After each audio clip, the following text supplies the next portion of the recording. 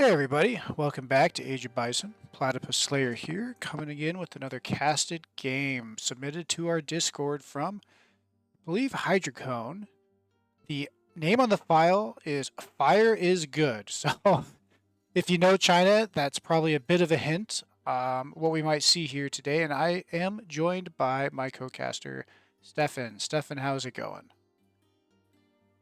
What's up? Doing pretty good. How about yourself?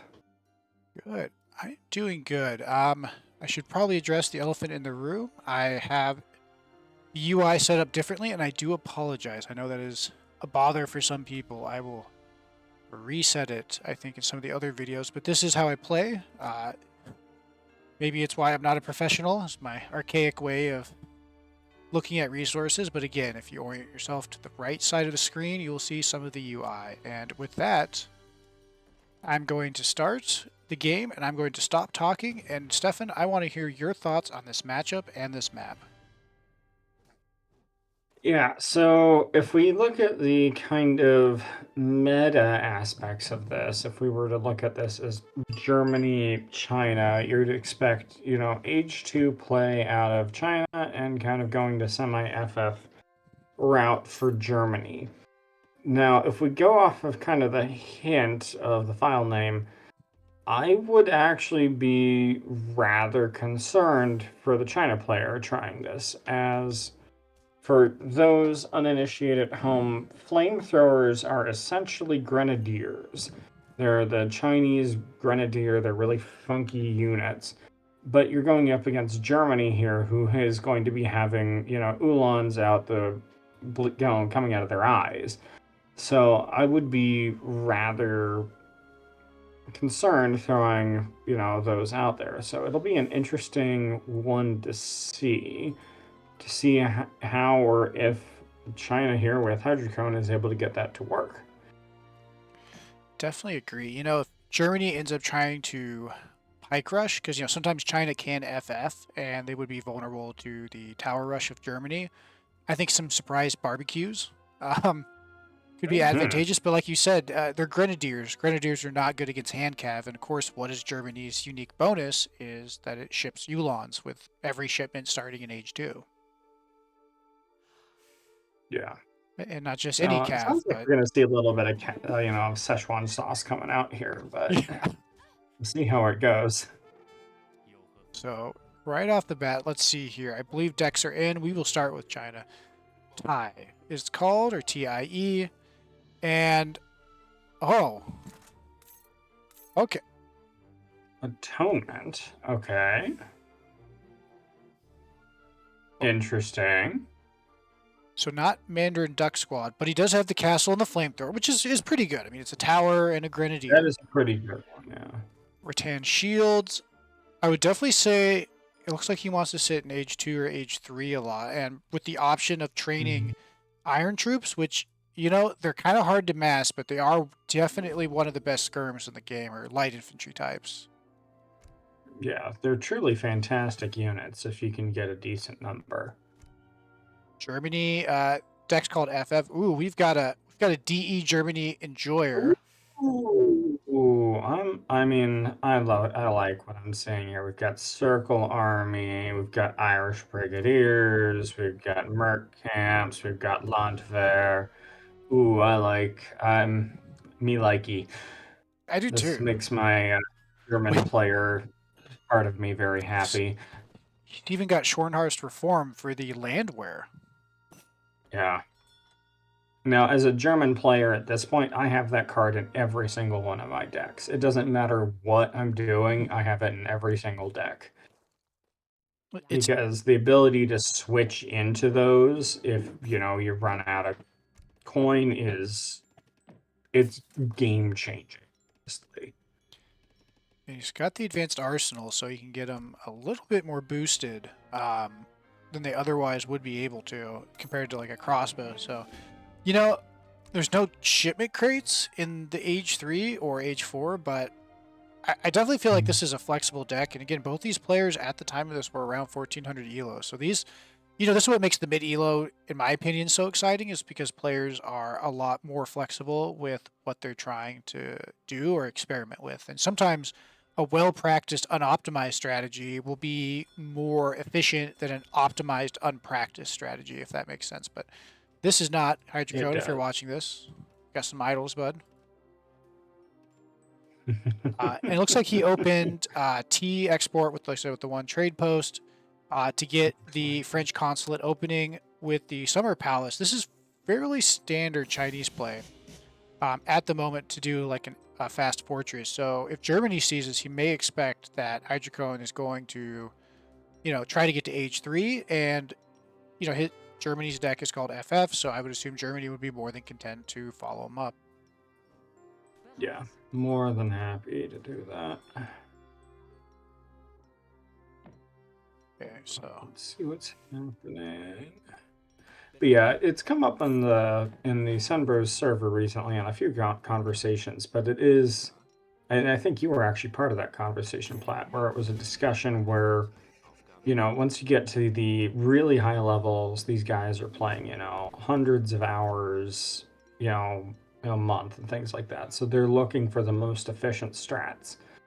So are these mid elo levels is where you see people trying wacky things because they're playing a lot less and they're just trying to mess around. correct, right? So Like, it allows for some fun stuff. I agree. It allows more creativity often, and because there's a little bit more mistakes or people are less set in their meta ways. Ooh, look at that. So the two you launched. Ooh, can you get a pick? Nope. Ooh, not worth. Ooh. Ooh, no. Ooh. Yeah, these. Gonna let us both there. Fun fact about Steppy Yep. Riders. They're actually cheaper and more efficient than a Yulon. Pop to pop and res to res. Of course, Germany does get some for free, which kind of messes with the equation, but don't estimate. Not to mention the Step Rider is a bit faster at speed. Well, good deal faster at 7.25. Yeah.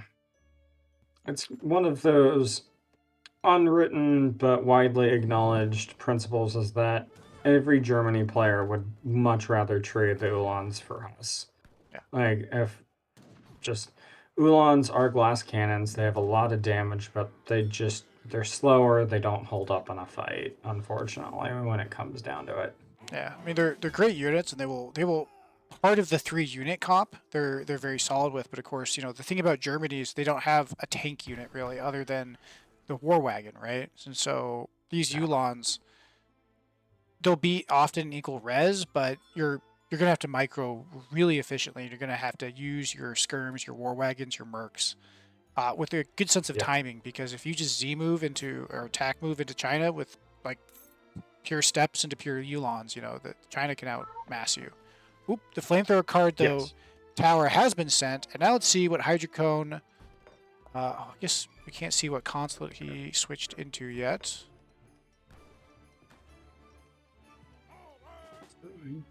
He has a warrior academy, I think. It looks like he's training the anti-cavalry army, which makes a lot of sense here. Right, and can these Yulons brute their way through? I mean, this is a kind of a squishy army. Ooh, yeah, that thing's. Love the explosion. Oh yeah. And yeah, that's why we get into Yulons. Maybe they're not the best unit, but they are glass cannons, and in mass, they get the job done. But again, he's only got 4 Yulons left, and these 4 Keshigs and 2 Step Riders. He has to go back to his base. But I hope he would be aging by now. Nope. Okay, he's decided to sit in age 2. Okay. Interesting. He's been making so many Ulans that he's eaten up. I'm assuming he's eaten his entire 700 coin crates. Yep, already gone. So at this point, if he wants up to 3, he has to mine for it the old-fashioned way. Ooh, but look, just trading Ships places in the again. night. Yeah, exactly. Ships in the night. Ooh, those crossbows though are gonna eat those Keshiks alive. Ooh, those crossbows are nice timing there. Yeah. Ooh, and I think Germany definitely has the mass advantage here. Hydrocones, Mass is looking pretty absolutely weak. on the step riders aren't going to be able to do much to those crossbow. No. Especially with the Ulons on the rear. And, again, Keshigs, they did get a buff last patch, but they, Dunamai somewhere, my fellow caster, is probably screaming at the void at me right now, but they're not good goons. I don't care what he says. I don't care how efficient they are. When you can't just spam them and you can't pair them with like a skirm, they are not the. The inherent weakness of China is you can't make one unit. That's exactly it, and so it's a healthy design, I think, but it is Oh a bit yeah, of a problem when you're up against civs like Germany. That, ooh, good pop though. nice pop. Germany gonna ship 5 And Ulons, just with 700 that, wood. China has the local power here. That all of those pikes there are. Germany can't engage with all those pikes. Nope. What are 6 crossbow and what 8 Ulan's going to do against those 9 pikes?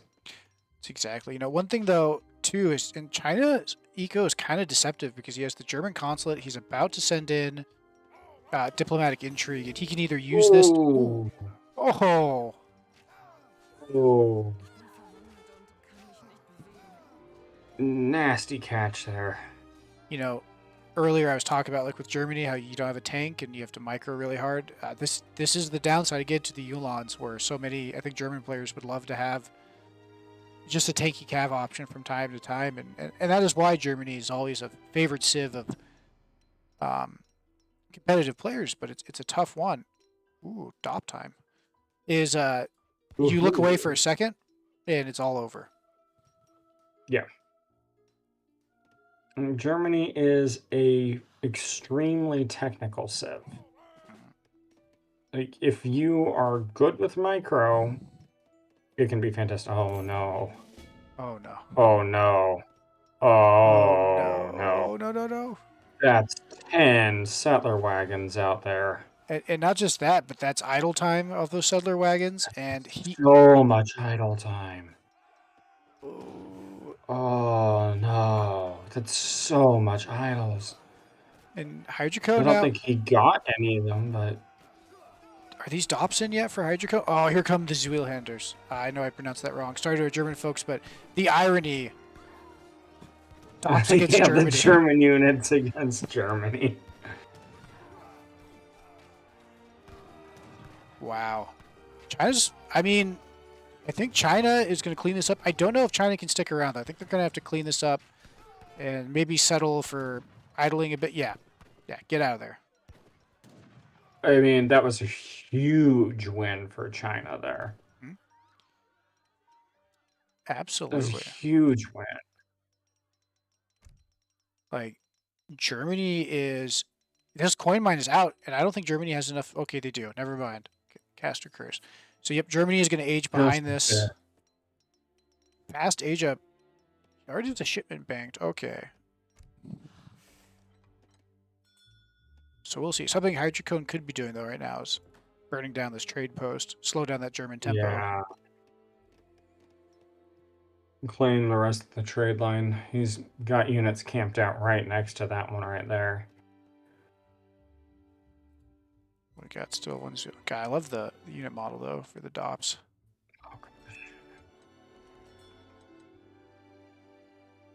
The Keshig bandana is kind of goofy, but I'm sure they call it something different in Mongolian. But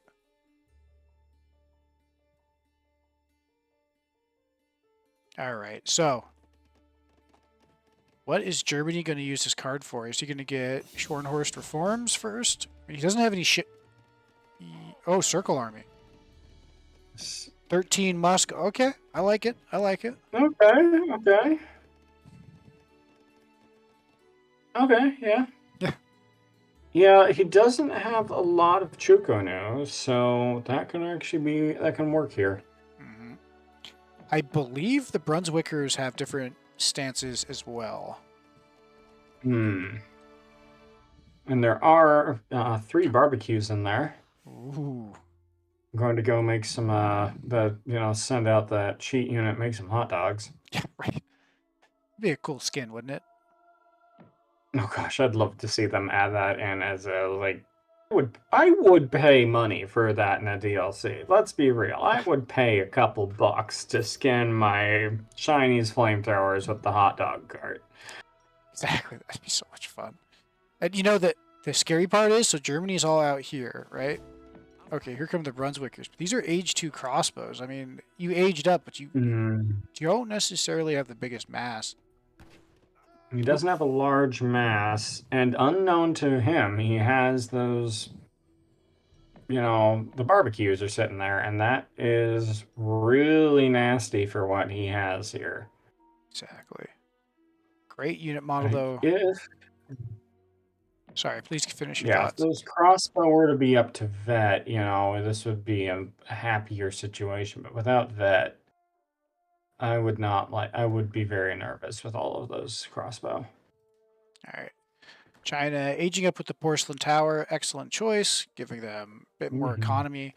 You know, with his export's low too. It's hard to tell, but I would assume that he has gotten some of the trickles throughout this game, so that'll help the Chinese economy kind of level out. Because you get Germany says 29, but he has what 1, 2, 5 plus because of the Souther wagons at a minimum.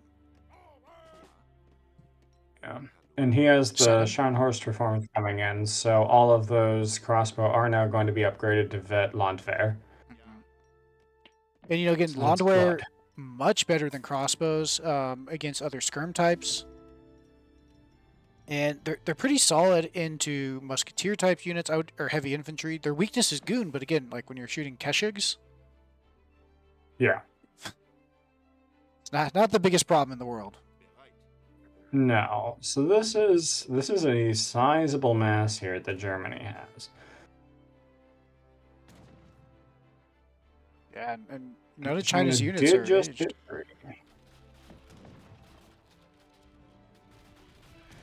But the problem is here, Germany's going to get caught on this castle, and that might give China just enough time to get those veterans A upgrades in.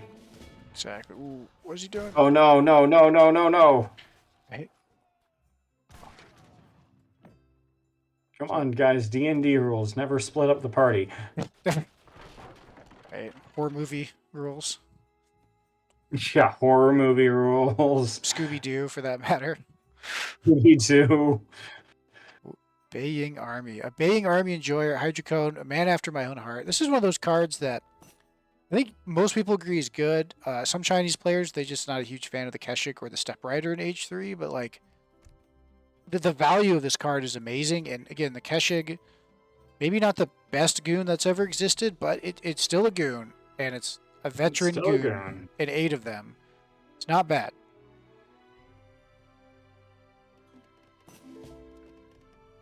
Okay, so he's getting all those upgrades. Why is he making pikes? Okay, oh, that was an accident. Oh, he's going for doppels. Okay. I mean, Oh, look at that mass. That is a nasty mass now. I would not want to tangle with that right now. No, not with this. But, like, this is one of those moments where you look at it in Germany and go, I wish I had a musket. Wait, he technically has, what, 12 of these? He has 12, but, man, that replace all of those Landwehr with musketeers, and that mass doesn't look so scary now. No, it does not. I mean, look at that. 100 pop, 109 pop. But look at the size of the difference between the army. To be fair, these are, don't think they cost pops. Those are their mass, circle. yeah. Yeah. Well, if you add them in the Age 1 card, the Prince Elector's card, I believe they cost pop. But look at that. Ooh, now we've got 5 barbecues. China's feeling feisty. I think we're going to see a big fight here. We're seeing one of those menu signs with, the spicy pepper next to it that, says dangerous to white people on it. We've got Dops. All right, here's the big fight, boys. Oh! Flamethrowers. Okay, Ooh. those ones are going to go down fast. Dops on the Keshigs. Ooh, boy, but look at that. Look at the barbecue boys go. Okay. The philosophical question, who wins? Dops those dops do go down relatively quick. Drops go down, and they're, the irony again that there are drops on the Chinese side that lasted longer than the drops on the Germany. Exactly. And now you got Ulans again on the Keshiks. Keshiks, their armor is, unlike most Cav archers, ranged. So up in melee here, not the greatest place. And I don't know. I think Germany going to pull through this? Germany is going to clean this up. Wow. Yep, Germany cleans it up. I don't know if it was the surprise dop flank or just the fact that these Chinese Keshiks just in melee did not do too well. But you know what though, the score now of Ironman dropping below. I believe that throughout that fight. We've got raids going on. Oh god, I didn't even see that. All he has left is pure landware, so yeah, he can't push, and China gets another opportunity to do what China does best, which is make a bunch of stuff. Oh yeah. Like Germany unfortunately lost all of its Brunswickers there. So it lost their only musket mass there. So it entirely depends on what China's going to go for now. Does he go more Chuko? No? Can you imagine showing this to like a German player back in 2007, 2008 and saying, this is the German army of the future? Here we go again. But yeah, I think, okay, there's no way Germany wins this one, right? No, not with this one. The China is just going to beat a tactical retreat here. Wow, this now that was if they'd taken that fight. I think they could have won. Let's go. That would just melt because even the flamethrower doesn't do horrible against Cav, all things considered. No.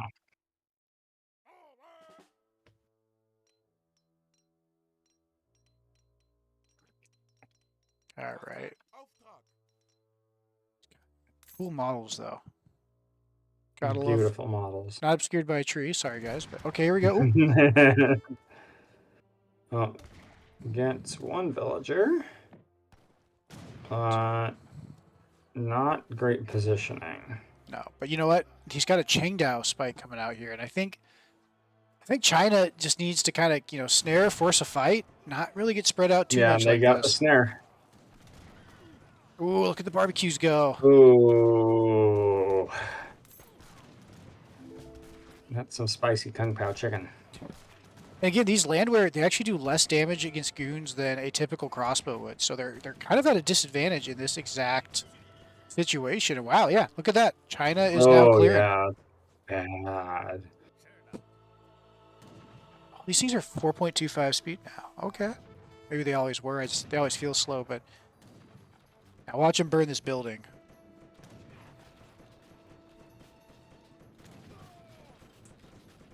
Roast. All right. What's Germany going to send? It's nothing. That's Germany just taps out. Germany calls it. All right. Boy, that was the second one of the day. That was kind of abrupt. All right. So, Stefan, instantly, what are your post-game thoughts? So my post-game thoughts are, a lot of really not that good against even middling, goons like Keshiks. And surprisingly, I mean, it is definitely good to see those, barbecues in play there.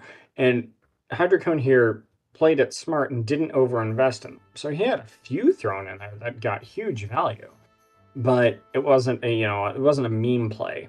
He didn't go solid into it. So, excellent calls. He's making the anti-cav army to counter the Ulans. Really good plays.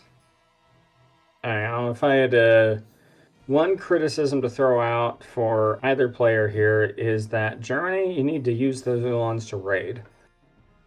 We weren't seeing any raids out from Germany, and I think that, could have forced a nice amount of idle time there.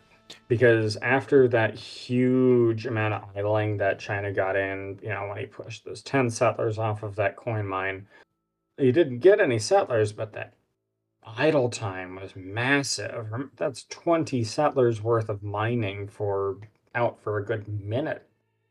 huge. So throw, you've got all those Ulans, and if you're in that situation where, as a player, there's a lot of anti-cav on the field, send a couple Ulans out just to raid. It'll draw some of their mass away. It'll split attention. Yeah, your Ulans might go down, but even just forcing that idle time can be huge.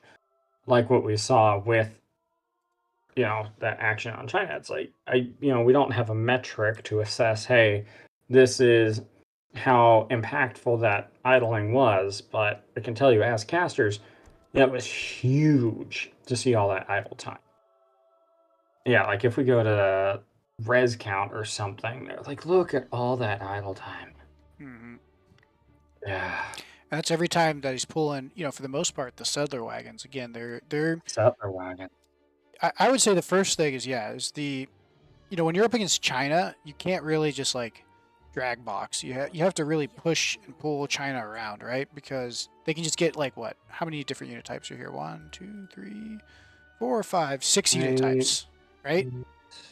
To Germany's at most usually 3, and it can be really tricky. I also think knowing he was going goon, that just sticking with skirmisher probably would have been the better call. Against musket civs, the landwear better because they could, or against pure skirm like a skirm cav, native civs example, or if you're going to get pushed off coin, 1,000 coin I think would have really helped Germany out here. That being said, I think both players, they this was definitely an off meta game, and so you can't just like say, oh, they should have done this or that, because when people are playing off meta, you have to adapt. And I think both players were doing a fairly good job of adapting, and I think at the end, Hydrocone kept taking, like you said, he idled him so well that in the end, he was able to both do China's specialty of massing while not losing out on the eco, and he was able to wear down, even after that big fight in the middle where Germany won, he was able to pull through. Yeah. I think one thing that Germany could have done here, and it's one of those reasons you really should pay attention to the map, is what are the natives on this map? One is the Akan. And for people who aren't particularly familiar with the Akan, one of their native techs allows you to get one of those gold mine prospector wagons. And it's something like 300 coin, which if you're in a situation like Germany was there, that's what you're floating, and you can really use that coin. So take that time, look at your natives, because I think that could have made a huge difference for Germany, because that's a gold mine you can drop in base. That's correct. You're right. That's actually something that's massive for a very gold intensive civ like Germany, where on a map like this, you may not want to, put your eco out. Although you can do, I really like the walls here from Hydrocone to prevent raids. Oh yeah, those are nice. On the north. So, that was an excellent game there. Excellent series. Any closing thoughts, Yes. Stefan, before I send us out? Nicely played by both players. Like, massive props to Hydrocone here for throwing something out there that we don't typically see. Seeing the flamethrowers out there. Love to see our little Mushus mounted on carts. They're going out to face off against the hordes. So it's a good time. Exactly. And again, I know Ismic has been experimenting with the flamethrower, so it's cool to see like a slightly different spin on it being utilized here. So if you've made it this far, everyone for watching, please leave a like and subscribe. If you're wondering, there is going to be more of the Civ overview videos. Shark Dad is championing those and tracking down the elites to have a conversation with. So those videos will be coming out, and then we'll be getting some content out from the Discord. So if you like what we do here, please let us know in the comment section. If there's anything to improve, let us know. Hopefully my mic was solid throughout the whole thing this time. And either way, again, finally, thank you, Hydrocone. Thank you, Ironman, for letting us cast this. Thanks for casting with me too, Stefan. And I hope to see everybody on the next one.